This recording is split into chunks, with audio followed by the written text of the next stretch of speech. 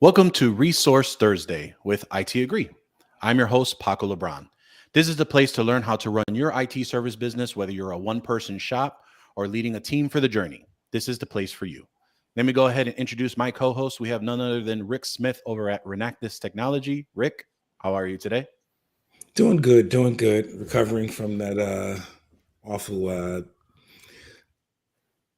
pandemic disease that hit us all. It finally caught up with me, but I'm recovered now and ready to go. I hear that. Yeah, I know you were out for quite a few days, so glad to hear you're doing much better and Yeah. healthy to join us along the endeavors that we have that are going to be coming up next week, which we'll talk about in a little bit here. Yes, But sir. before I go into that, I would love to introduce our guest this week, and that is Ann Hall from ITagree. Ann, how are you today? I'm great. Thank you. Thank you, Paco. I'm really good. Perfect. And Ann, you're coming from us where exactly? I'm from Auckland, New Zealand. New Zealand. So so I know that it's a bit of a different of time change for you or time difference for you. So we appreciate you joining us here this morning, our time. And we really would love to get more into on what ITagree is all about. Great. I'm happy to be here. Perfect. Yep. No, we're excited to talk with you as well. But before we go into knowing more about you, I want to talk about our last commercial for this event. And yes, mi gente, my people, this is the last commercial you'll hear about TechCon Unplugged 2022. We are 1 week away from TechCon Unplugged, and that is September 16th to the 18th over at the Hilton Rosemont Chicago O'Hare. If you have not purchased your tickets and you're thinking about it, I highly implore you, because we have some new updates coming up to you right now. Not only do we have our pre-day that is going to be a great incident response ransomware exercise with Huntress and Cyber Matt Lee, we also have updated our agenda to have some really great panels. One I'm excited about is we actually have a very specific vendor panel that's going to have some key vendors there from Augment, Synchro, and also Data Stream Cyber Insurance. So definitely one that you want to take a look at. Also, our Friday night social has changed. We are actually moving it right close by the hotel over at Crust Brewing. That's going to be great and sponsored by BVoIP and ThreatLocker. We're also going to have our Saturday night social that we are repeating coming back from last year. And that's going to be over at the Five Roses Pub. That's going to be with Gradient and Acronis sponsoring us there as well. Tickets are $2.99, but feel free to reach out for a discount code because we know it's about a week away. You're making plans. You're trying to figure out how to make it to the event because it's probably going to be one of the best ones next week. That's just my opinion. So if you're going to be picking which one of the three to attend next week, I'd say TechCon Unplugged is on my list, being biased. So head over to TechConUnplugged.com, go over to purchase your ticket, and we'd love to see you there. All right. And again, really appreciate you joining us on this morning for us. But before we go into ITagree and really about what ITagree is all about, why don't you tell us a little bit about yourself and how you came to be not only in the space, but also starting ITagree? Sure. Okay. Well, to do that, Paco, I'd have to jump us back to 1992, and at that time, I was working for one of the national law firms here in New Zealand as a junior commercial lawyer. I was put onto the IT contracts for one of the big clients, and at that time there weren't really IT lawyers around. So I had to learn, what is this all about? What do I need to understand in order to write these agreements for IT contracts, for big projects, and to understand and advise these clients? So what I realized, of course, is I need to understand, what's important, what the issues were, what to really focus on, and, a lot of questions with CIOs and so on. But what I quickly realized was the number of relationships involved in any of these transactions, not just a simple supplier and a client, but quite a lot of parties often involved. And I think it's very much the same for MSPs, these days. So to really look at those relationships, and by doing that, I learned I could quickly see where the responsibilities and the risks should lie. Right. Mm-hmm. Because that's what's really important, is understand where those responsibilities and risks should lie. So that became a really big lesson for me going forward. I spent 8.5 years at that big law firm. I went out on my own and set up my own law practice called IT Law, specializing entirely in IT law and advising typically on some big technology, implementations and software development projects. But all the time I could see that partners struggled with agreements and so on. So I went to Microsoft and I said, your partners globally are struggling with agreements. I'd like to provide agreement solutions. And so that was really where ITagree was founded, from those kind of ideas. Gotcha. Yeah, it's amazing on how agreements have become such a forefront in our industry, especially now with all of the changes going on. And I think you said it best is, how do you determine or help managed service providers, solution providers on displaying, discussing, and really projecting on what their risk is, and really understanding on how to really make sure that you can have the best foot forward when you are presenting an agreement with your client and certain things that you're trying to take into effect. And I assume with all that experience, you probably have seen quite a bit over the last few years, especially with most recent things. What would you say, just out of curiosity, with agreements, what are you starting to see a more uptick on MSPs and managed service providers, solution providers, making sure they have an agreement in general, let alone making sure their own agreement is up to snuff? Yeah, well, it's a good question, because I was coming from the background where there were big projects that everybody was using agreements, and I turned around and saw this whole other part of the IT industry, and I started going to the States a lot, talking with IT companies. Now everyone was telling me they were an MSP. And so, I was curious, what are you doing about agreements? And it wasn't just that, okay, we can provide you a solution which is, going to be more time saving, cost effective and less complex for you. It was, why do I even need an agreement? So you're right. That was, a few years ago, MSPs like, well, why do I need an agreement? I've been in business for 20 years and I haven't had any problems. Now, of course, what they meant when they said we don't have any problems was we haven't faced any legal proceedings. Right. But in actual fact, of course, for a lot of MSPs, that aside, there are still a lot of problems, and what I see is that, MSPs are providing amazing services. They're often really passionate about providing amazing services. And on the surface, things look good. Their business is going fine, but actually underneath, and not too far underneath, they're really concerned about business risk, and so that business risk can take, several forms, whether it's they're concerned about cyber attacks, they're concerned about the responsibilities involved in reselling, cloud services, concerned about out of scope work, and so on. So we're seeing all of these different business risks coming to the fore, and without the MSP having a pathway forward, and it's getting that connection between that sort of risk that's going on for you every day, and dealing with that proactively in the way that you're using your agreements. Understood. Rick, you and I, we consistently and constantly talk about agreements and trying to figure out, because you and I, we've been to quite a few shows this year. We've been hearing a lot of subject matter experts on just in regards to insurance, law firms, just industry news altogether, with our friends over at, that are really day to day seeing all these threats and the feeds and just, going through all this. What is more important to you right now on making sure to protect yourself when it comes to agreements, and really understanding on the point of, we talked about this multiple, like, are we protected enough? Have we really thought about everything? What is making you not sleep at night when making sure that your agreement is, up to snuff? And as I said, making sure you have your best foot forward. Right. It's funny how the not being able to sleep at night conversation has shifted from worrying about our clients to worrying about ourselves. And, and it goes to, two things have really changed, the ransomware landscape, and, just the scary landscape out there now has put us on the defensive. And I say that from the perspective of protecting. We focus so much on protecting our customers, we didn't focus enough on protecting ourselves. And I say, to every MSP, and we all started, when you start the business, sometimes you don't have the the financial footing to go out and hire a lawyer or go out and hire an insurance broker. So what we did was, we winged it on the insurance. We went and found a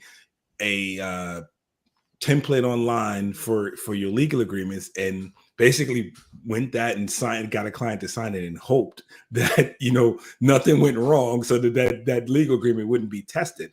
But those days are for all of us, those days are gone. We all know we have to take that a lot more serious. We have to. You can't protect your clients if you can't protect yourself, and that becomes more so than just doing the proper security checks, security backings for a client. So for me, this has become a constant worry. And I guess that's the question. Make sure, for lack of a better terms, make sure your butt is covered. And, so that if things go wrong, and they inevitably do, then sometimes it's not at your fault, but things go wrong and you have to be in a position to protect yourself. So, that's why this is, become extremely important for everyone, and not something we can take for granted anymore. Yeah, I mean, CYA. That's the best 3 acronyms you can probably figure out for yourselves, and being able to do that. But, and, because of your experience and because of you having your own firm, you've brought this business, ITagree, to fruition, and really trying to answer a need in the community. Can you go a little bit more about what is ITagree and what does it do for managed service providers and solution providers? Sure. Well, ITagree is the agreement lifeguard. So, as the agreement lifeguard, we're looking after MSPs, looking out for the issues that are coming up. There's a proactive element as well, of course. The CYA, but that's kind of the bottom of the line. If you're in that situation where you've got legal proceedings and you need to pull out your contract, that's really the worst case scenario. And I do find that a lot of MSPs, they consider that as the purpose of the contract. Of course, it's an important purpose, but if we can move the conversation to something more proactive, then you are really, able to get real agreement with your customers. Because look, for MSPs, most of your customers can see that you're highly experienced and they trust you, right? But that's why they hire you in the first place. But in actual fact, that trust is often the cause of a lot of problems, because what's obvious to the MSP is far from obvious to the customer. So what's really needed is to overcome what I call the barrier of expertise. So you have the MSP with, immense amounts of knowledge and experience, and the customer with relatively small amounts of knowledge and experience in terms of what, the services being provided. And so what's needed is really a breakdown, a simple translation in terms of what customers can understand, see, and expect. And what I see is, in fact, let me give you a little example. When I met Nick, he was, he had a problem. He'd been signing up new customers, but even though they'd been easily signing the agreement that he put in front of them, the problems would soon start to appear again. So, out of scope requests that had not intended to be covered, his team was handling without additional cost. Chipping away at his profitability. So those sorts of issues, even though they thought they were mapping out their services clearly, the customers always seem to see something different in that, and so there was uncertainty in gray areas. Now, all of that is very costly for an MSP, right? And so that's the crux really there, is how you map out your services. And is that making sense to your customer, right? Because now, do you find, and not to interrupt you, Anne, but do you find that being a consistent item when you have an MSP or a managed service provider come to you for your services, where they have an agreement that may be boilerplate, or they got it from the internet, or they got it from some type of service, and they didn't think about that ahead of time, and you find yourself that's probably one of the common items to be discussed with, because they're not thinking profitability, but as you just said in your example with Nick, they're really worrying about the end result versus really figuring out the whole process. That's right. Yeah. So there is that focus with a lot of MSPs, on, I just need a contract in case I'm sued, right? What the contract says, well, I've got one, and but that kind of approach is actually creating a whole lot of the problems that we see with out of scope requests, with that MSP still concerned about the risk of cyber attacks and what is their responsibility going to be on that, let alone being sued. What is their responsibility in responding to that? What about out of scope requests where you've got these gray areas? And so, well, let's just do the work anyway, because we're not sure even whether we're committed to doing that or not. So let's just do it and keep the customer happy, so that kind of creates revenue leakage issues, right? So it's important that MSPs understand that not just any contract is suitable. And in fact, it needs to be one that really matches into the service that they're providing, so that it makes sense, in terms of, and then to break down the technical jargon, right? So putting that in a way that's meaningful to the customer. Gotcha. Very cool. And then I know that, with ITagree, you have a kind of two flavors I've seen, or basically there is two options on how, or both options, one and then one that adds on top of the other on helping a managed service provider understand that. Can you talk a little bit more on how ITagree provides that to a managed service provider that says either A, they have this boilerplate agreement and they're trying to figure out how to structure this properly, or B, like you just said, they said, hey, I've been fine all these years, but the current landscape really scares me right now. I need to engage with someone that, one, is knowledgeable, but also two, there's so many options that are out there. How can I even figure out what I do need? How does ITagree help with that, with someone engaging with you? Sure. So we're working with MSPs in a couple of ways. One is, just simply providing agreements and getting them going from there. But of course, nothing stands still. So, whilst the services that MSPs are providing change, the market changes, what's going on with the vendors change, in terms of, for example, the Microsoft NCE changes, you've got these changes happening all the time. And so, we meet with MSPs who say, well, I don't have any problems. I've had the same contract for 10 years and I've had no problems, meaning, as I said earlier, they haven't been sued.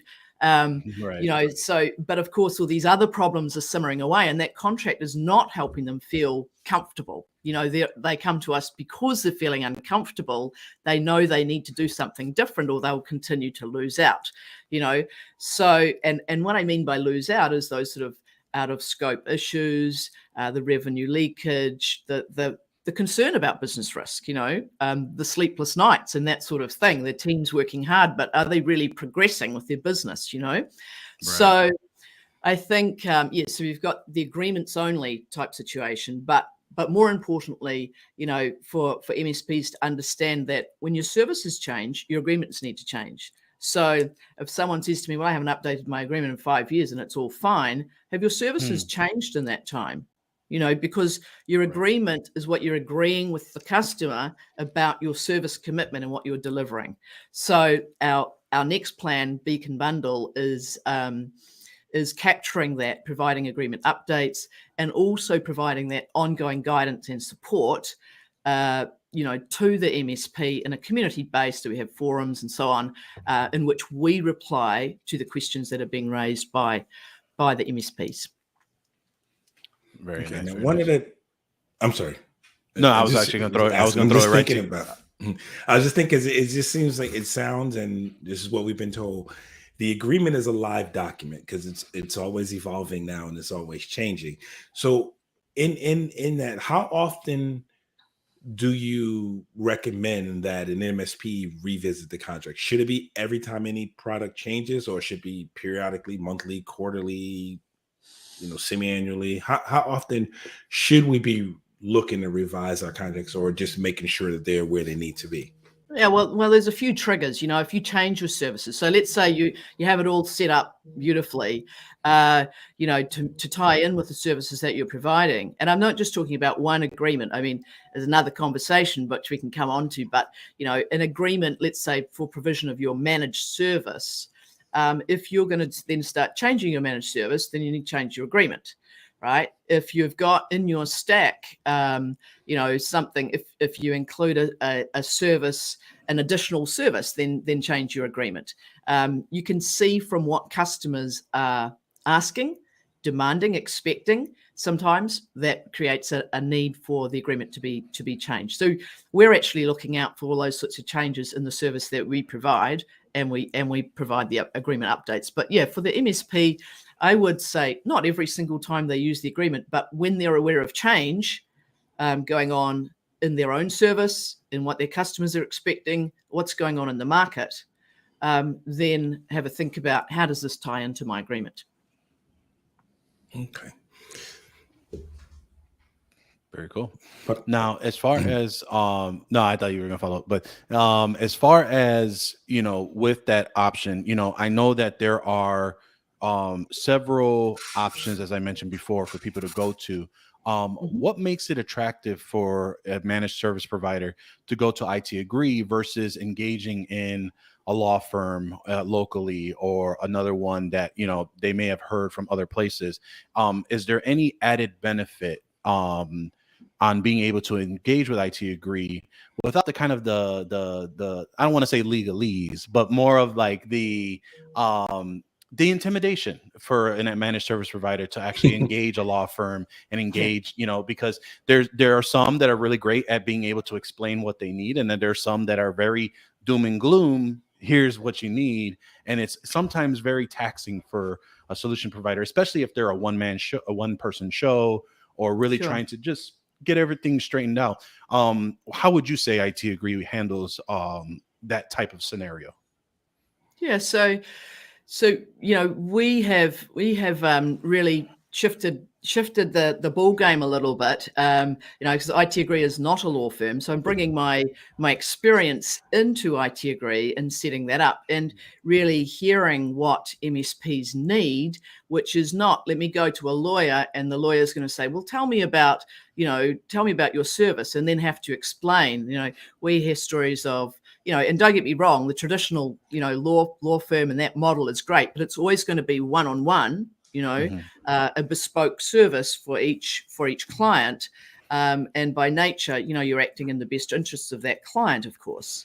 Now, I wanted to speed things up a bit and say, right, well, instead of having hours and hours of meetings and trying to understand what's going on, let me understand all of that first. And of course, I've been doing that for 25 plus years, and then we can have agreements ready for you right now, which you can then put the details of your managed service into, so that you are ready to go more quickly, and I think, going back to my early premise when I started going to the States a few years ago, talking with MSPs, the time involved can be dramatically shortened by coming to ITagree.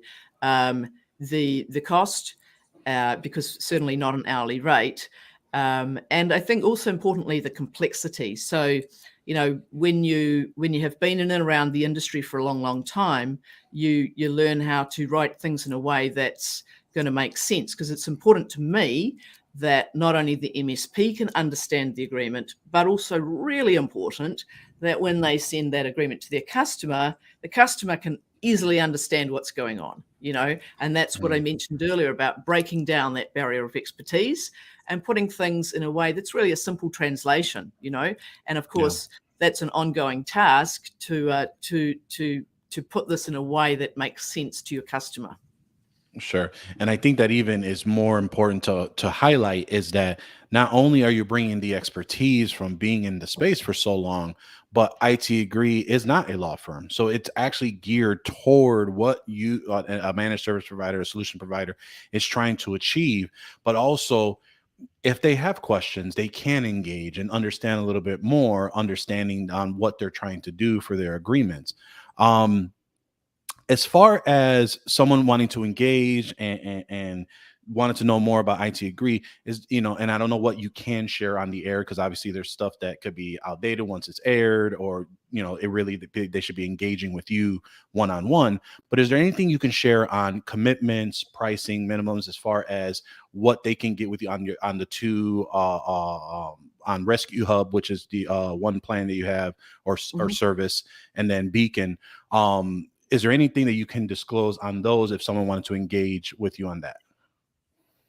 Sure. So in terms of like the term, they come along and they can order Rescue Hub straight away. I wanted to make that much more immediate for people. It's effectively like an as a service, legal agreements as a service, but with a nice, especially in Beacon, a healthy wraparound of ongoing guidance and support, because we appreciate that MSPs need that, right?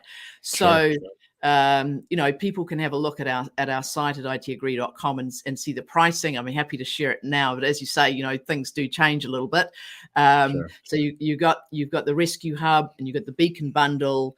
The Rescue Hub is, there's not an ongoing cost, so they're just getting the agreements. But mind you, there's not the updates with that. Sure. Which I personally think is really important, that of course the agreements are updated, but that's a good starting point. And then the Beacon bundle does have, there is a first year charge, and then there's a small ongoing charge to keep the updates going, and have access to the forums and the monthly series and biannual reviews and so on. Nice. Now, as far as for Beacon, is Beacon an add-on to Rescue Hub, or if someone had an agreement and they wanted to go into Beacon and have more information, get that ongoing support? Is that something that's leveraged, or is that something completely different where really they should kind of engage with Rescue Hub first and then get into Beacon? Yeah, so if they're coming to us, they can choose Rescue Hub or Beacon. So we've got Beacon bundle, which really wraps in Rescue Hub, so they can get that whole comprehensive package. But if they were to begin with Rescue Hub, they can subsequently add on the ongoing guidance and support piece just with Beacon, as opposed to Beacon bundle. All right? Roger that. Perfect. Awesome. And we're rounding out the show here on the half hour here. Is there anything additional that we did not cover that you would like to disclose about ITagree, any of the services, or anything that you may be up to in the next couple months that you'd like the listeners to know about? Well, a couple of things. One is, I just really want to help MSPs. I really don't like to see MSPs burdened by unnecessary risk, not having a pathway forward. We really want to help with that. Number two, if anyone's going to DattoCon, our US representative will be there next week. That's Cortensi Batiste, and she'll be there. So she would be very happy to say hello to anyone who's at DattoCon next week. Perfect. Well, awesome. And I really, Rick, is there any additional items you want to talk about the topic before we sign off? You're on mute. Wow. It's been a minute. I just had one question, and this will take us back a little bit, and I'm sorry. When we look at Rescue Hub or IT or Beacon, and we're talking and I know you know this, I'm not going to tell. I know I'm not saying anything that you don't know, but in the States here, each state has some varying rules and regulations or laws, and I'm assuming that as the agreement is set up, those states or those particular state laws are taken into account in how this is written. Sure. So that's a good question. I probably should have mentioned that also. But so we're providing agreements, our service to MSPs globally, in the US and Canada and Australia, New Zealand, the UK, and some European countries as well. And in each place where we work, we work with lawyers in each of those jurisdictions to modify the agreement so they're right for that jurisdiction. So, I realized from years ago working with companies in the States, we would send the agreements off to the lawyers in the appropriate state. In actual fact, what would come back would be little or no change. Now, it's always probably a little bit surprising to non-lawyers, But this field of law is relatively new in the history of law. And so, if I was an employment lawyer or a company lawyer or, property lawyer, we probably wouldn't be able to do this because there'd be way too many differences. But in actual fact, the differences are very, very small, because if you're an MSP in California compared to London, compared to Sydney, your issues are really the same. There are a few areas of difference from a legal perspective that we need to look out for, and that's what we get advice from the lawyers, in the different countries. Okay. Very cool. Awesome. And really appreciate you coming on, talking to us this morning, or our morning, and really diving into what you do, what you're got going on. For those that are going to DattoCon, Engage, I think this is a great opportunity to understand more about what ITagree is all about. And then obviously we'll have to definitely have you back on to really dive into more detail of, because we're always getting agreement questions from our attendees and our audience. So we'd love to get your perspective along with some of our other partners here, just on everything agreements and contracts. But and if anyone wanted to get a hold of you or wanted to discuss more about ITagree or anything in between, what's the best way that they can reach out to you? Yeah, so the best way would be to go to our site at itagree.com. Also, I'd like to mention that we have a checklist there that can be helpful for your MSPs, and that's at itagree.com/checklist. Perfect. We'll make sure we have both those URLs and any additional URLs in the show notes. Again, Anne, really appreciate you coming out here today. Rick, before we sign off, what's your lasting words? First and foremost, thanks a lot, Anne, for joining us. I'm going to echo what Paco has said. We really do appreciate your time, and I think what you have to offer is very important to our community. And again, everyone knows I'd say this all the time, but I urge you all, if you do not have agreements, or if you do and you need to, get them checked, or you think you might be past the time, it is a good time. It was always a good time to know that you're in a good position. So, Anne is a resource for us, as well as whoever you may use. But I will emphasize more, just make sure you are on the right footing to protect yourself. And also, as Anne has stressed, it's more than just about worried about, am I right when I get sued? It's about understanding what we're getting into and what my expectations are and what the client expects of you. So I will say with that, that's very important. As far as everything else, I just want to say I'll see everyone next week at TechCon. I'm looking forward to it. As I told Paco before the show aired, I was excited. It's amazing that these 10 months have gone by so fast when we first announced TechCon, and it seems like a blur. So I am so looking forward to getting there, seeing everyone and engaging. So with that, I'm going to say thank you, and we'll see you. Perfect. Yeah, that's it, everyone. Important note, there will be no shows next week.